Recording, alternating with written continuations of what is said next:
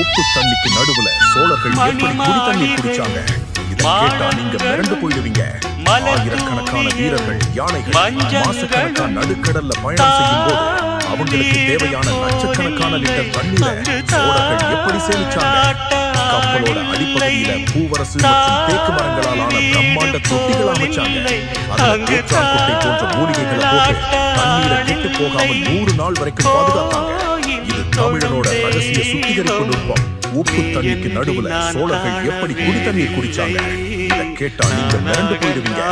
ஆயிரக்கணக்கான வீரர்கள், யானைகள் மாசக்கணக்கான நடுக்கடல்ல பயணம் செய்யும் போது அவங்களுக்கு தேவையான லட்சக்கணக்கான லிட்டர் தண்ணீரை சோழர்கள் எப்படி சேமிச்சாங்க?